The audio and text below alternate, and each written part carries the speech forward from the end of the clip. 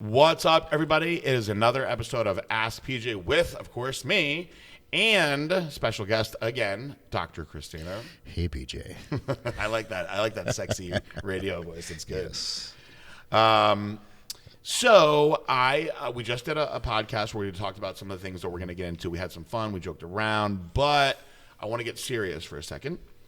And I get asked a lot of questions from women on cycles, on birth control, on prepping for shows, on the advantages and disadvantages, of course, of being women and how to get over that, right? And we've talked about over the years, we've talked about all sorts of every hormone that you could think of, SARMs, this and that, but we never do anything geared towards women. And since I coached all women for years, I do feel that I am a bit of an expert on the subject and that I'm okay with talking about it as much as possible. And you are involved in HRT. Yes. And so you have quite a knowledge that Yes. you've built up yourself. So I'm going to get into some of the most commonly asked questions, and then we can talk about, the do's and don'ts, of course. With females and Absolutely. and, it's funny when you were talking about that, PJ. You know how most guys they fluff their bench numbers, they fluff their weight numbers.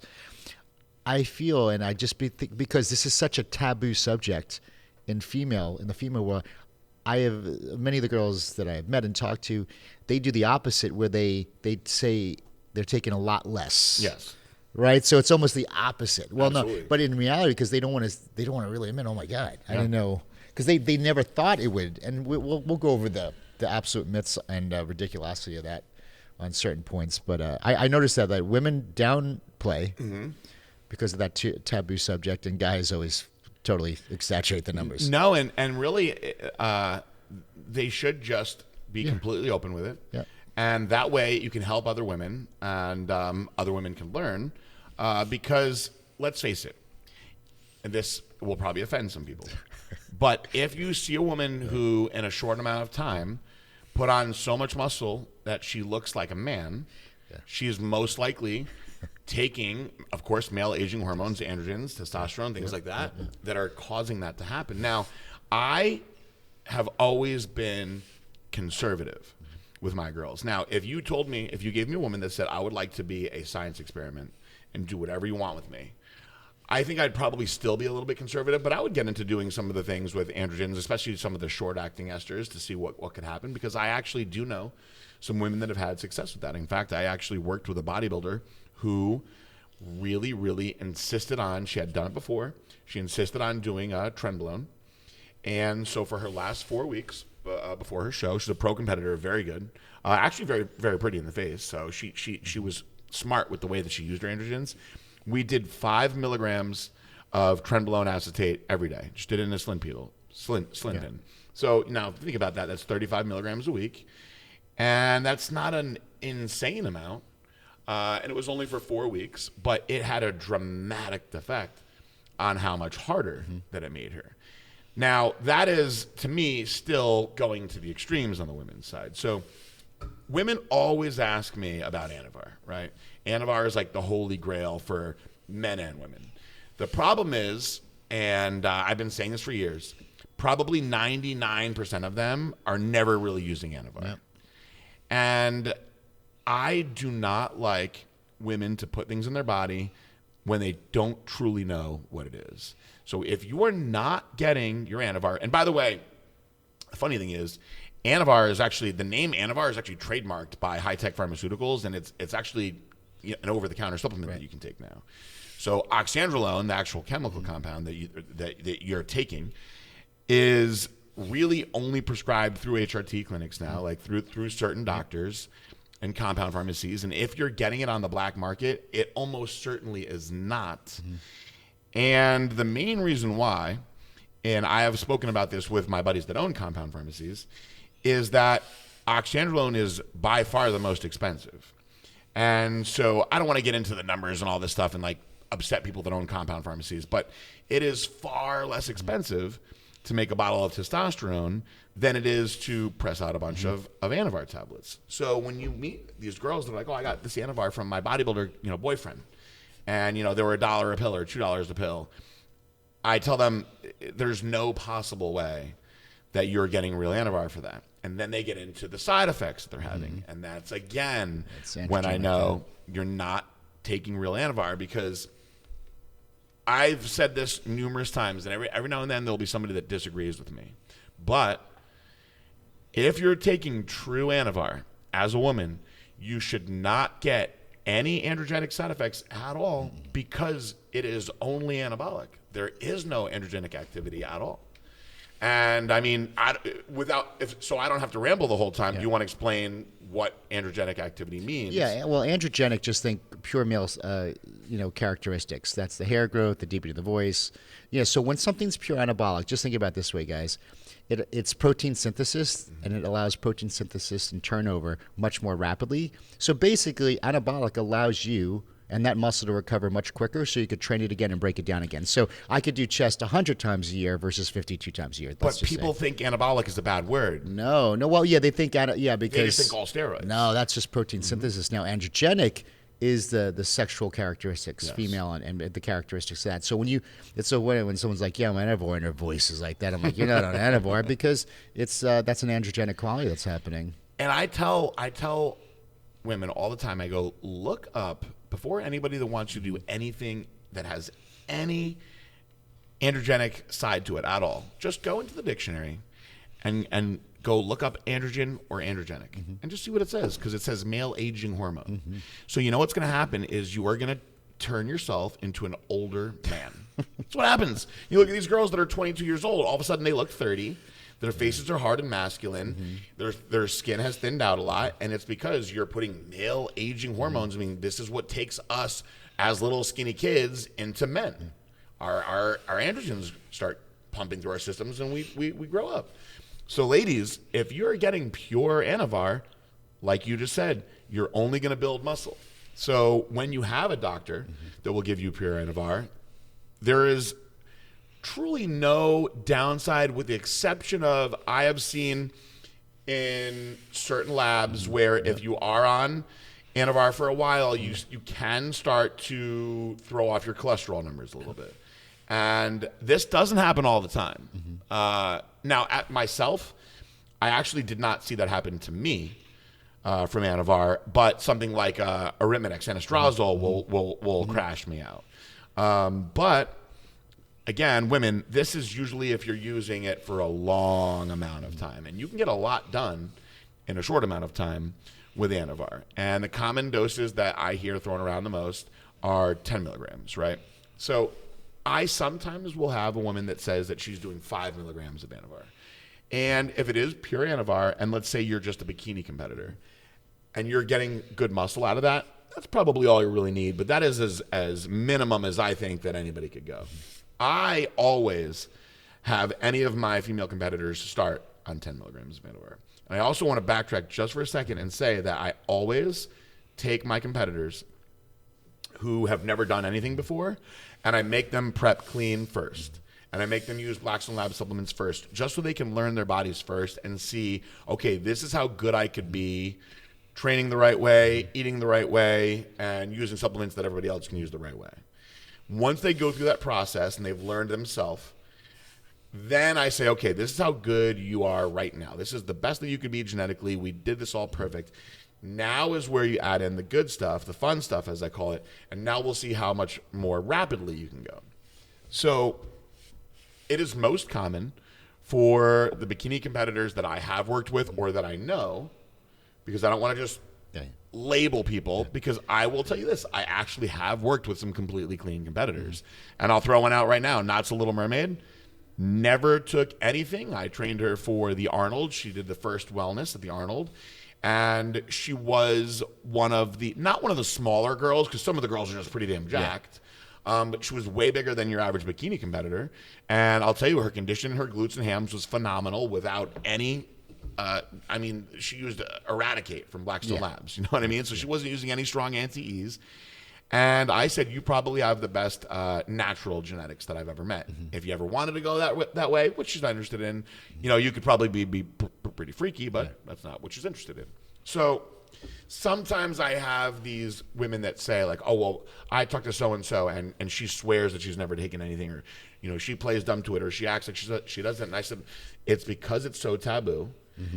And on the flip side, something that I've learned about women too, and I think this is kind of funny, this might offend some people, but a lot of girls won't tell other girls what they're doing because it's like that catty, like, well, I'm not going to help you be beating me or better than me. Why should I tell you these things?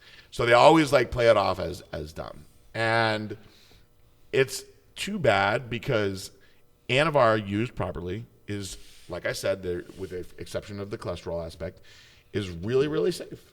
And it's truly a wonderful. All the HRT clinics are going to be thanking me right now. They're going to be getting a bunch of new patients. It is my favorite. And as most people have done real Anavar, it is typically their favorite drug. And so women, I break it down like this. If you put on muscle easily, you'd probably do great in the bikini division, putting on muscle for bikini in the 5 to max 10 milligram range. Women's physique and figure, some of you will do great on just 10 milligrams, especially if you're running longer cycles, and then especially if you're stacking other things with it. And then I've worked with very, very small bikini competitors that were like, look, I need to use 20 milligrams. I just don't grow the same way. And you put them on 20 and they start putting on some good size and looking good. And again, there's no masculine side of it because we're just using a good anabolic. Of course, the nutrition and everything else is extremely important here. But Anavar is the one that I use the most commonly and is the most, it's the most abused because it's wrong most of the time. But it is your surefire best way to go.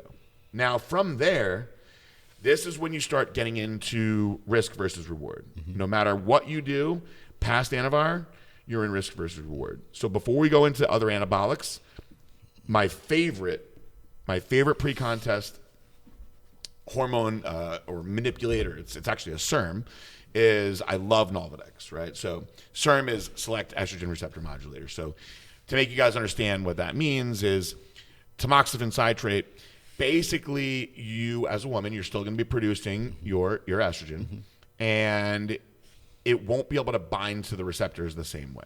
So you're not going to get this water retention, zits, bad side effects that come with estrogen.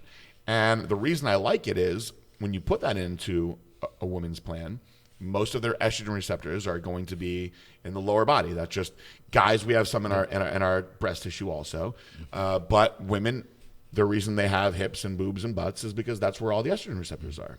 Estrogen will bring fat and water, and that's where those curves come from. So when you remove the ability to have estrogen really locking up in those receptors, you get way tighter in those areas. And I don't believe, I really don't, and there's people that will argue this, that you can see the condition that you see on, let's say, the Olympia stage and the hams and glutes without Nolvadex. I just don't believe it.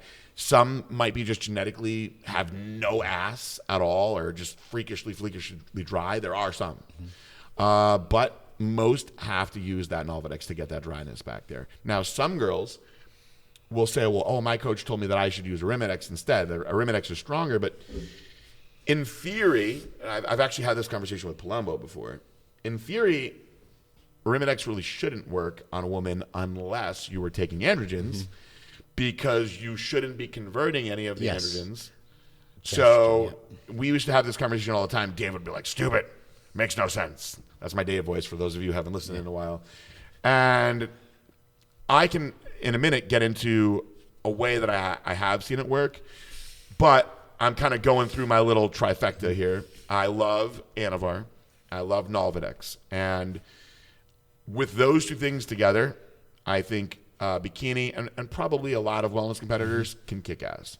In figure, you might have to use a little bit more aggressive androgens. And in bodybuilding, I mean, the bodybuilding competitors are jacked. And the same thing with the women's physique competitors. It's just a matter of how much do you want to push it. Now, back to the subject of Arimidex for a second, because I think you'll find this is interesting. So out of curiosity, I had a girl that wanted to experiment years ago. And so she wanted to use a very small amount of testosterone. So we used some testosterone propionate, and it was a very conservative amount. And she was a women's physique competitor. So I think that I believe we were doing 10 milligrams every other day, right? So very low amount. Most guys are using, 50 to 100 every other day. But the 10 milligrams was actually working really good for her. So she then said she was feeling so good.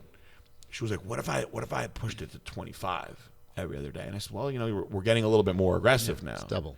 I will allow it because I know what you're trying to do.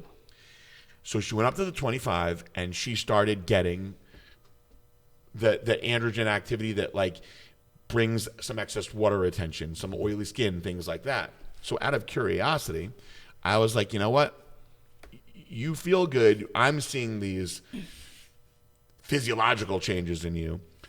Let's just see what happens if we put in a little Arimidex now. Because maybe you are actually aromatizing some of it, and that's why you're getting watery and starting to break out. Well, we put a little bit of Arimidex in. I put in a half of a milligram every other day. And let me tell you, she got really dry really fast. But I did the same thing without the testosterone, completely different effect.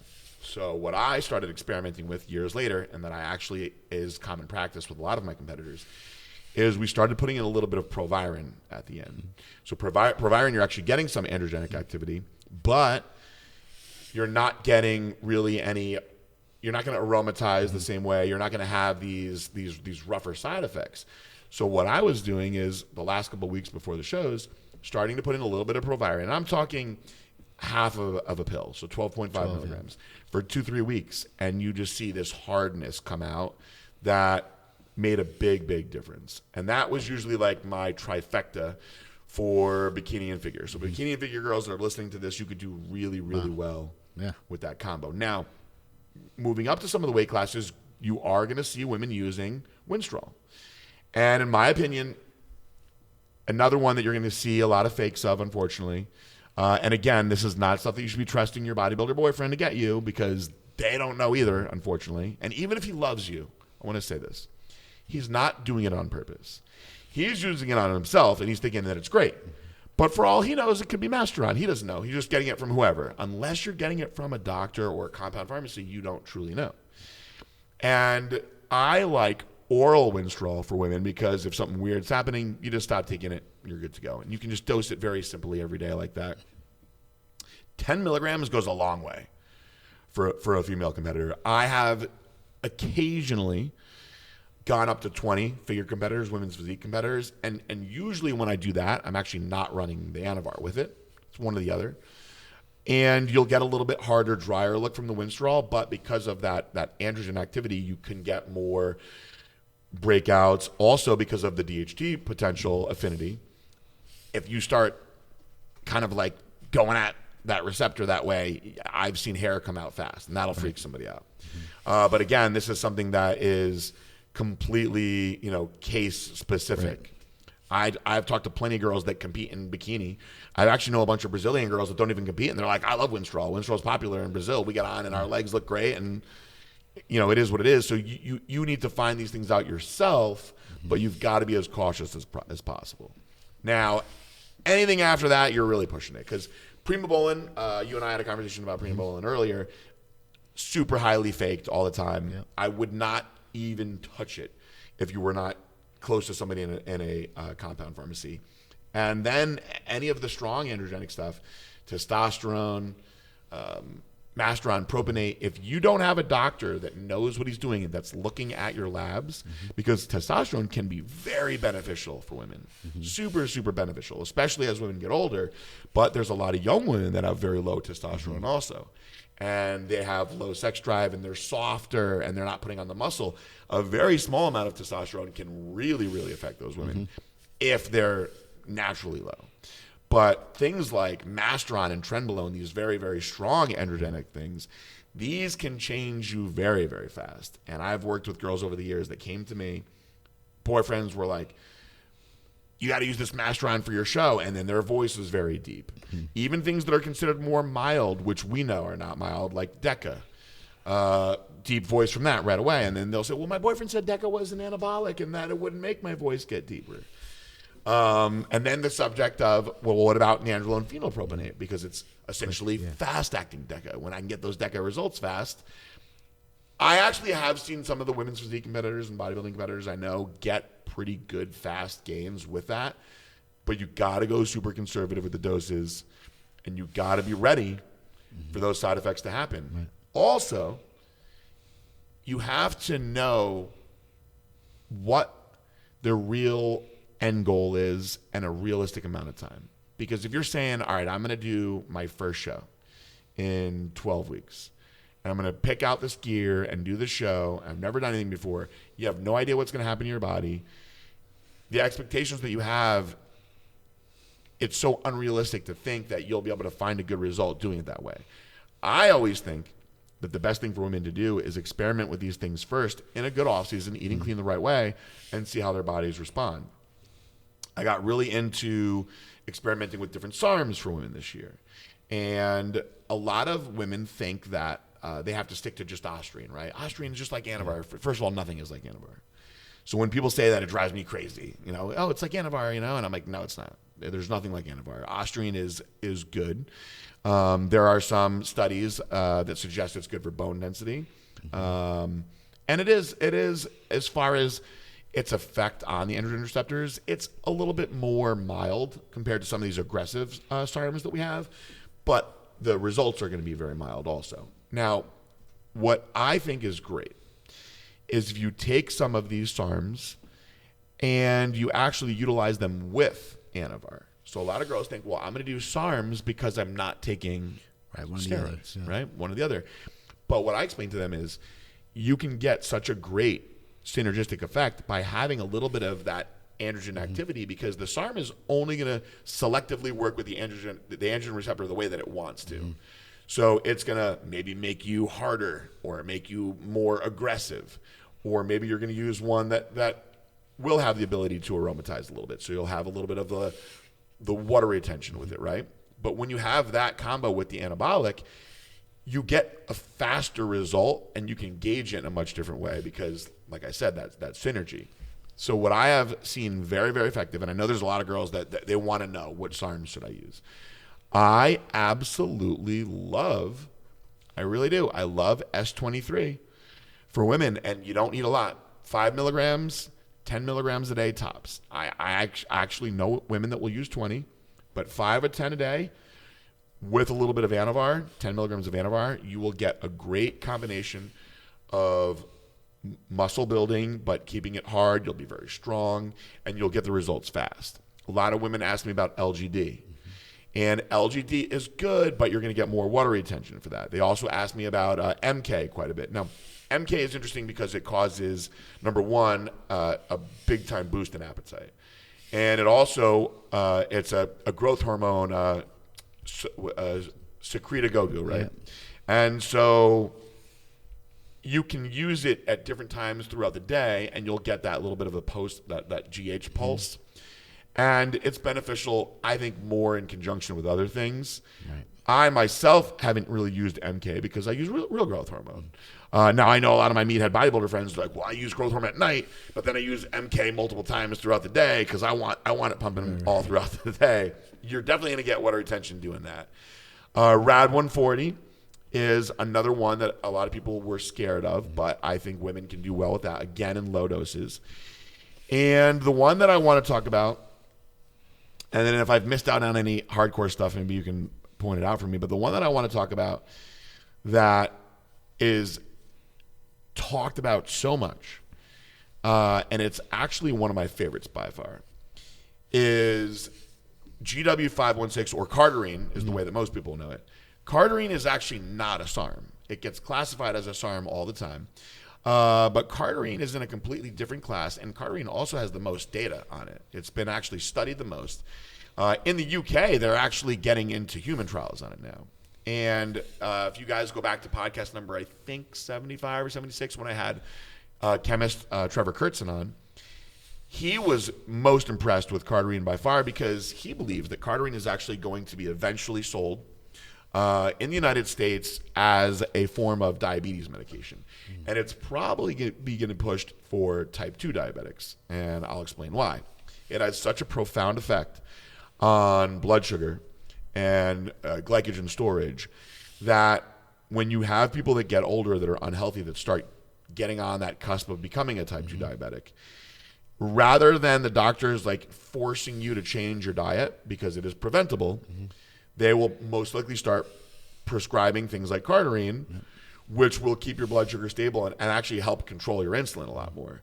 This is why in the bodybuilding world, it is very, very effective because we are managing our blood sugar the right way. So now you're taking something that is going to really, really, really control your insulin, really, really control your glycogen storage, your nutrition partitioning, and you can take something where you're going to be able to eat more, grow more, but stay leaner at the same time, not store body fat the same way when you're eating more carbs. I have seen so much positive with cardarine, and many of the girls that I work with and coach stay on cardarine for very long periods of time because I'd rather see them doing that than taking something like glucophage metformin, Right.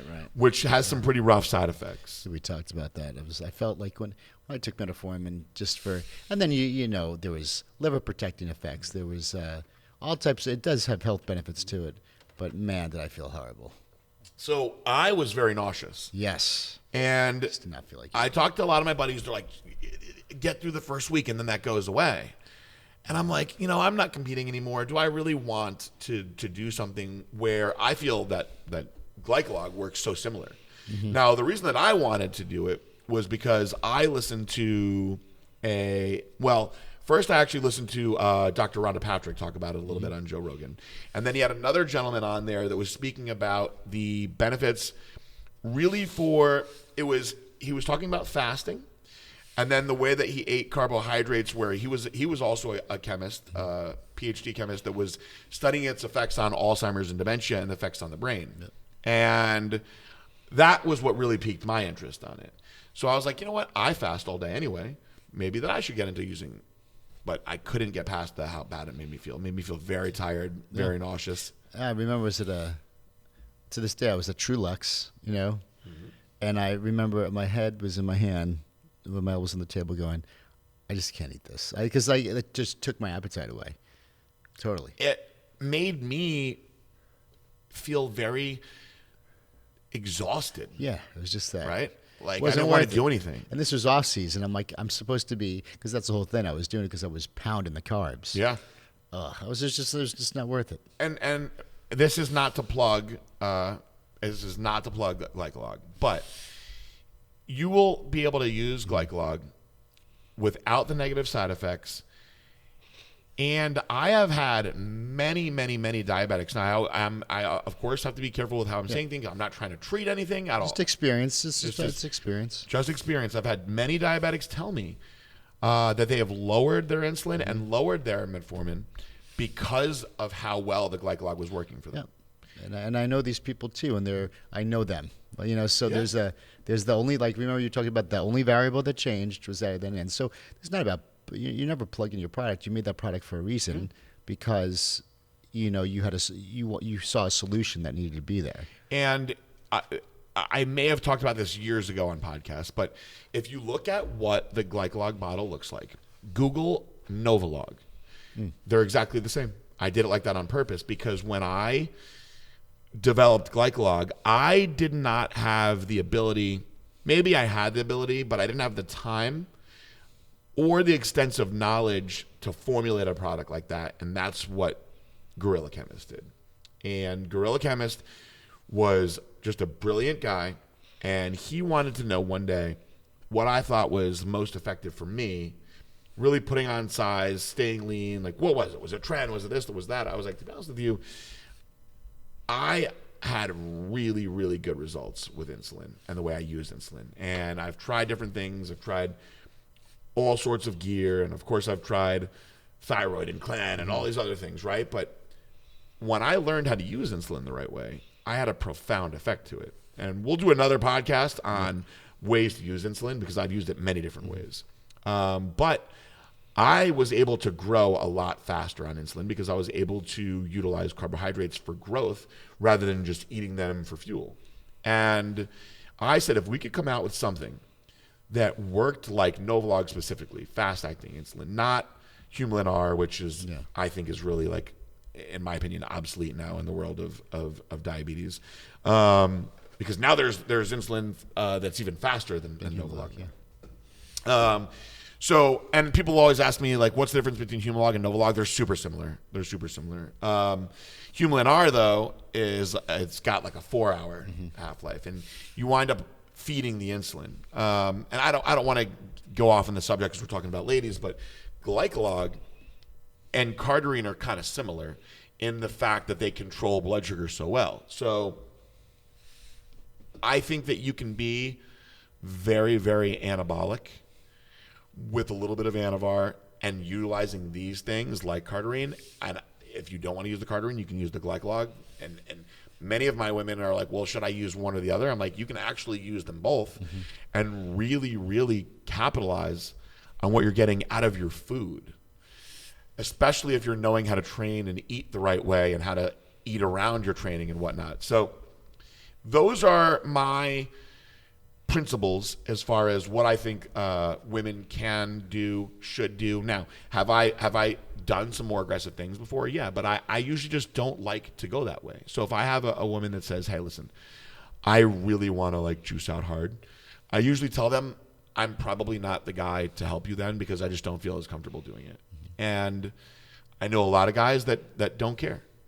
They know, look, if I put this girl on some Propin, and Masteron, she's going to get hard and nasty and jacked fast.